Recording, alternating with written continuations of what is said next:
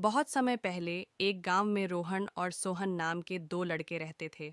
दोनों लड़कों में आपस में बहुत अच्छी दोस्ती थी। रोहन गरीब परिवार का था तथा सोहन धनी परिवार का था। दोनों लड़कों में इतनी अच्छी दोस्ती थी कि एक दूसरे के बिना रहना मुश्किल था। रोहन पढ़ने में बहुत तेज था तथा सोहन पढ़ाई में कमज़ोर था। रोहन के पिताजी एक किसान थे। सोहन स्कूल का कार्य करने के बाद भी घर जाकर खेतीबाड़ी का कार्य करता था। समय बीतता गया, दोनों लड़के बड़े हो गए। सोहन को उसके पिताजी पढ़ाई करने के लिए शहर में अच्छे स्कूल में नाम लिखवा दिया, लेकिन उसकी पढ़ाई में मन नहीं लग रहा था।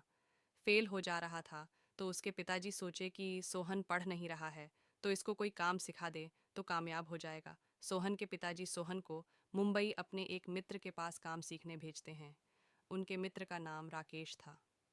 राकेश एक कंपनी में अच्छे पद पर कार्य कर रहे थे।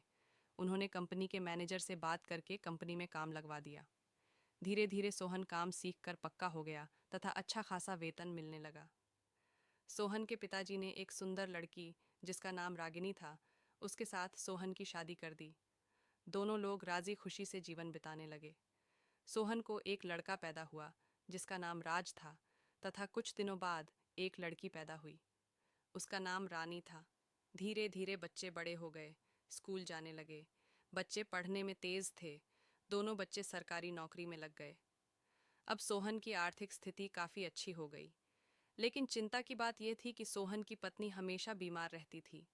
उनको शुगर तथा बीपी की परेशानी थी। उनकी एक कमी थी कि परहेज नहीं करती थी। दवा होता था, ठीक हो जाती थी। फिर डॉक्टर जो परहेज बताते थे उसका पालन नहीं करती थी। ऐसा करने से उनकी बीमारी गंभीर हो गई। अंत में उनका स्वर्गवास हो गया। अब सोहन बिल्कुल अकेला पड़ गया। अब सोहन को काम करने में भी रुचि नहीं मिलती थी। उन्होंने अपने लड़के की शादी कर दी। घर में कोई खाना बनाने वाला हो जाए, लड़के की शादी करवा दी। अब परिवार में थोड़ा चहल पहल आया, लेकिन कुछ दिनों बाद लड़का भी बहू को अपने साथ लेकर चला गया। इधर लड़की की भी शादी कर दी थे। उसके ससुराल वाले भी लड़की को नहीं आने देते थे। अब फिर सोहन अकेला पड़ गया। वह सोचा कि अब हमेशा अकेला रहकर ही जीवन बिताना पड़ेगा और अब काम में ही मन लगाना पड़ेगा। वही अपना समय बीतता था। अब रोहन की कहानी सुनिए। रोहन पढ़ाई छोड़ने के बाद खेतीबाड़ी का काम करने के साथ साथ नौकरी की तैयारी भी करता रहा। काफ़ी दिन तैयारी करने के बाद भी नौकरी नहीं मिली। रोहन के पिता रोहन की शादी करवा दिया। अब रोहन भी परिवार में बिजी रहने लगा तथा खेती बाड़ी करता था। रोहन के दो बेटा एक बेटी हो गई। वह भी अच्छे स्कूल जाने लगे। बच्चों में भी अब काफ़ी खर्च आने लगा। अब रोहन काफ़ी परेशान रहने लगा।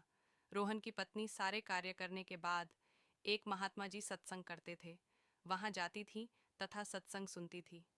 एक दिन बेटा बीमार पड़ गया तथा किसी अच्छे डॉक्टर से इलाज नहीं करने की वजह से लड़का मर गया। कुछ दिनों बाद छोटा बेटा और बेटी दोनों काफ़ी बीमार पड़ गए। उनको भी ठीक से इलाज नहीं होने के कारण दोनों बच्चे मर गए और रोहन और उसकी बीवी काफ़ी दुखी रहने लगे।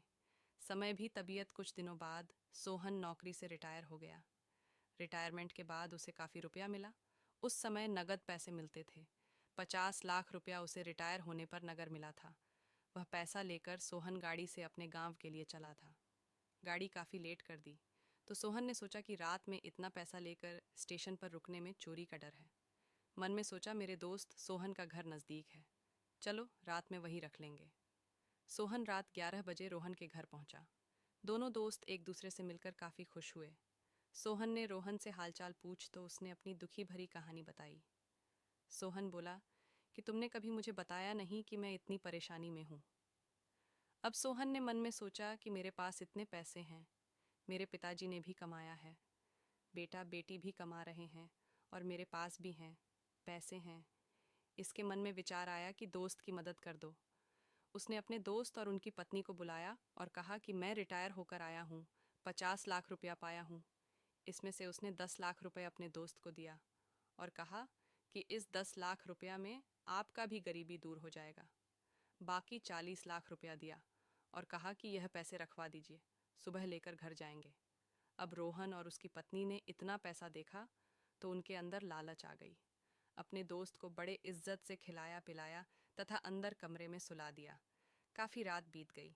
रोहन और उसकी बीवी मन में विचार करने वालों कि यह पैसे मेरे हो जाए तो जीवन भर ऐसा आराम करते पत्नी सोची कि अपने पति से राय लूं, उनका क्या विचार है। पत्नी डरते डरते अपने पति से बोली कि एक बात कहूं, बुरा तो नहीं मानोगे। पति बोला, बोलो बुरा क्यों मानेंगे। पत्नी ने कहा, ये सारे पैसे अगर मेरे हो जाए तो हम लोगों की गरीबी हमेशा के लिए दूर हो जाएगी। पति बोला, यही तो मैं भी सोच रहा हूँ। दोनों मिलकर सोहन को चारपाई में बांध दिए। सोहन जग गया। उसने कहा, ये क्या कर रहे हो रोहन। और उसकी बीवी ने कहा, तुम्हारे सारे पैसे अपने बनाने के लिए ऐसा कर रहे हैं। सोहन बहुत गिड़गिड़ाया कि सारे रुपए ले लो, लेकिन मुझे छोड़ दो। लेकिन उसकी एक न सुनी और उसे मार डाला। अब उनके पास रुपए हो गए। बहुत खुशी से रहने लगे। कुछ दिनों बाद सोहन की पत्नी को बहुत सुंदर लड़का पैदा हुआ। बहुत खुशी हुई। धीरे धीरे लड़का बड़ा होने लगा। रोहन उसे पढ़ने लगा। लड़का पढ़ने में काफ़ी तेज था। पढ़ाई पूरी करने के बाद इसकी तैयारी करने लगा। कुछ दिनों के बाद, प्रयास के बाद लड़के का इसमें सिलेक्शन हो गया। सिलेक्शन तो हो गया, लेकिन लड़के के पढ़ाई लिखाई में रोहन का काफ़ी रुपया खर्च हुआ था। वह कर्ज से दब गया था, लेकिन खुशी थी कि लड़का अधिकारी बन गया है। सब ठीक हो जाएगा। लड़के को अचानक कोई बीमारी हो गई। रोहन डॉक्टर के पास ले गया। दवा इलाज हुआ।